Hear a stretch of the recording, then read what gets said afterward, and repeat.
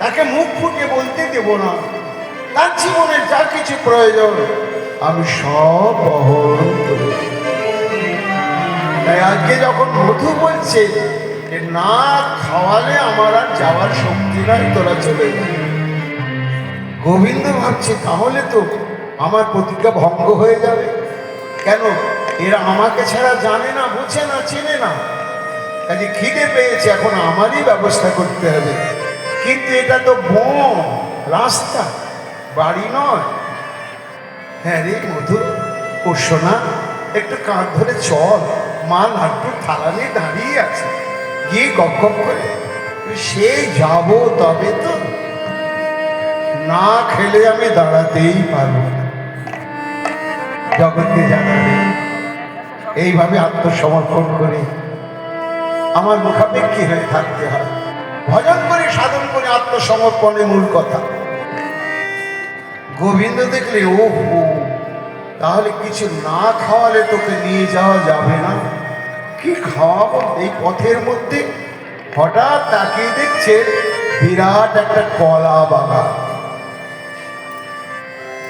কলা বাগানের দিকে দৃষ্টি পড়তেই গোবিন্দের মনে হয়েছে এই শোভন, কোনো চিন্তা নেই, এই দেখ একটু কষ্ট করে চল শোন, ওই যে কলা বাগান, দেখ দেখ কত কত কাঁদিতে পাকা কলা পেকে আছে। মহাজন বলছেন লীলাটা কেমন দেখো জগৎ। গুরুদেবের চরণ আশ্রয় করে যে গোবিন্দ তাকালেন আর মনে মনে ভাবলেন মধুমঙ্গলকে পাকা কলা খাইয়ে আর আমরা ভোজন করে ঘরে ফিরব। সঙ্গে সঙ্গে যত যত কলা বাগানে কলা ছিল, কেউ কাল পাকবে, কেউ 10 দিন পরে পাকবে, কেউ 20 দিন পরে পাকবে। কিন্তু যেই গোবিন্দ মনে মনে ভাবলেন আজকে কলা ভক্ষণ করিয়ে নিব, তখন গোবিন্দ সেবার লাগার জন্য কলা গাছের যত কলা কাঁচা টাচা যেমন ছিল তারা এক কালে পেকে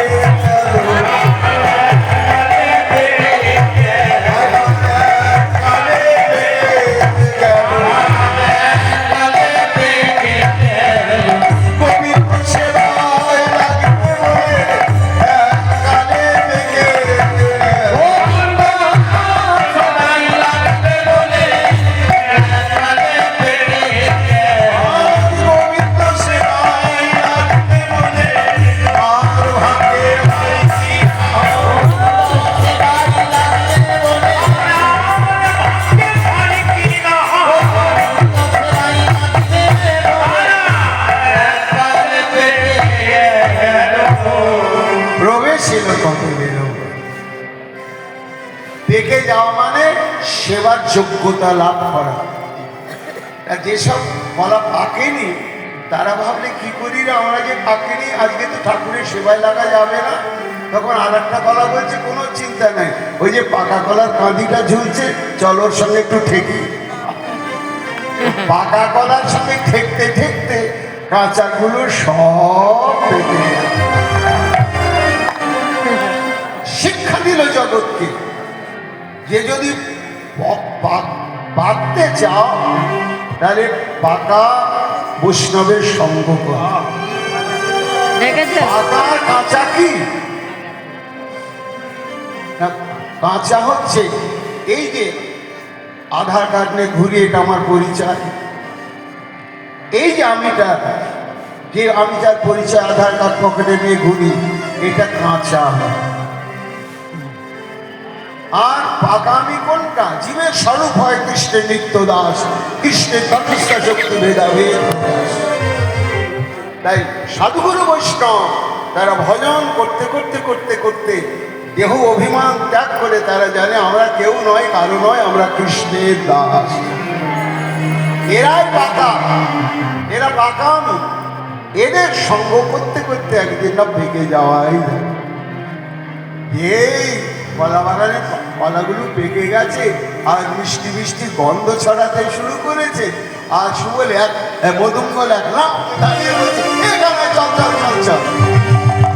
গোবিন্দ বলছে ঢং, এই ওঠার শক্তি নাই, কাঁধে হাত দিয়ে যাওয়ার শক্তি নাই, তাড়াত করে লাভ কি করে উঠলি?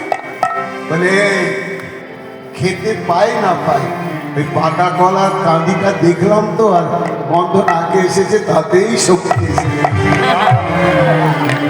আরে চল চল চল প্রবেশিল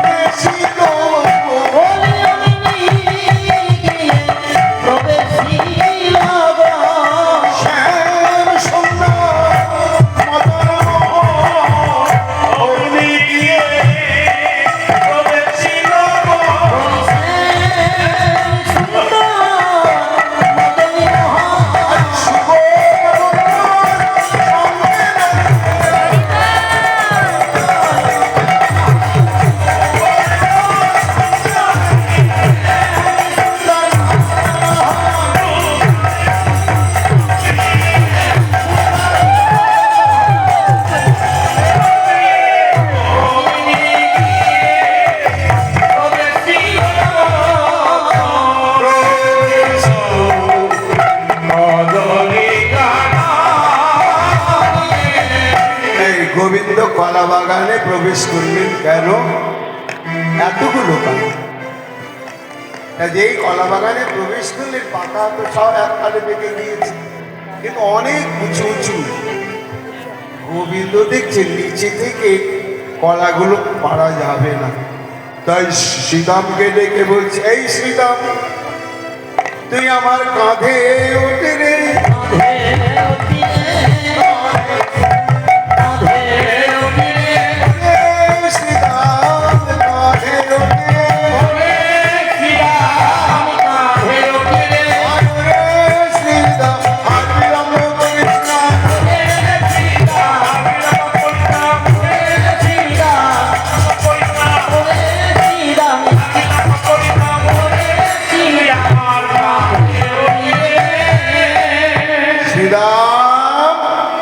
তুই আমার কাঁধেও, কলা তো অনেক উঁচুতে আছে কাঁদিগুলো, কাঁধে উঠে কাঁদির থেকে কলাগুলো নামিয়ে নামিয়ে দিবি, খাবি না কিন্তু। শ্রীদাম সুবল বলছে, শ্রীদাম বলছে, কি বললি কানা? আমার কাঁধেও? হ্যাঁ, তুই নন্দ বাবার ছেলে, রাজার ছেলে, তুই আমাকে কাঁধে নিয়ে থাকতে পারবি? তারবার করতে করতে টিপি ধাপাস করে ফেলে আর আমার ঠ্যাং ভাঙবে। ওর চাইতে বলছিলাম কানাই, তুই আমার কাঁধে ওঠ। ভক্ত বলছেন তুমি কাঁধে ওঠো, ভগবান বলছেন তুমি কাঁধে ওঠো। গোবিন্দ বলছেন না না, আমি তোর কাঁধে উঠবো না, তুই আমার কাঁধে ওঠ। আমি ধরে থাকতে পারবো না, ভয় করছিস, ফেলে দেবো তাই ভাবছিস, কখনো তুই পড়বি না। কিভাবে কাঁধে উঠবি জানিস? কাঁধে ওঠার দু রকম নিয়ম আছে। এক কাঁধে উঠে এইদিকে মুখ করলাম, একটা পা এইদিকে ঝুলিয়ে দিলাম, একটা পা পিঠে ঝুলিয়ে দিলাম, মাথাটা ধরে রাখলাম, এইরকম ভাবে একটা বসা যায়। আর একটা হচ্ছে কাঁধের এইখানে বসে দুটো পা বুকের উপরে ঝুলিয়ে দিলাম। তাই শ্রীদাম, এই আমার এইখানে বসে তোর পা দুটো বুকের উপরে ঝুলিয়ে দিবি, আর আমি কি করবো জানিস? আমি তোর পা দুটো আমার বুকের মধ্যে শক্ত করে ধরে দেব। শোন, তুই চেনে না, আর জগৎকে জানায়ে দিস। কি জানায়ে দিবি? আমি জানে ধরি সে আর পরে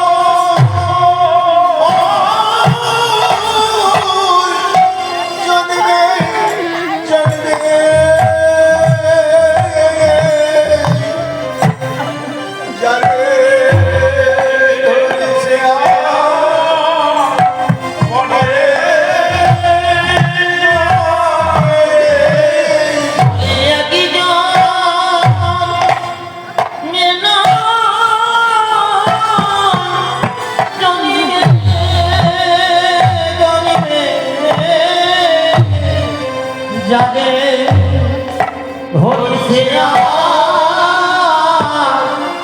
মজে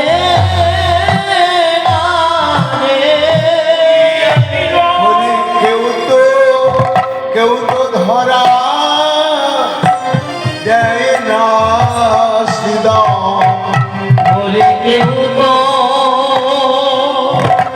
ধরা দেয় না সিদা গোবিন্দ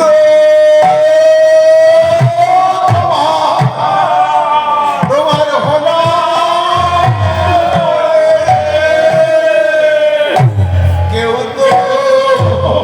কেউ তো ধরা দেয় না সিদা ওই গোবিন্দ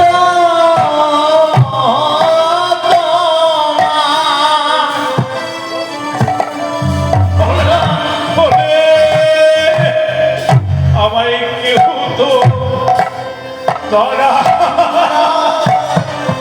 যায় না শিরা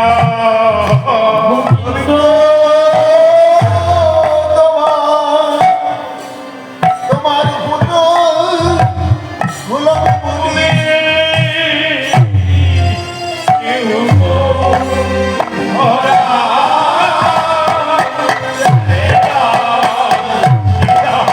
গোবিন্দ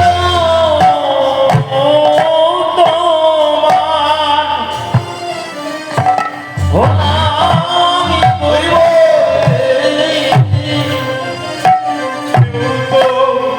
ধরা দেয় না শিরা বলি ধরা ধরা দিয়ে দেখে দেখে না রে ধরা দেখে না রে একবার আমায় ধরা ধরা দিলে আমি ধরি ধরি কিনা কেউ ধরা দিয়ে কেউ একবার দেখে ধরা দিলে আমি ধরি কিনা ধরা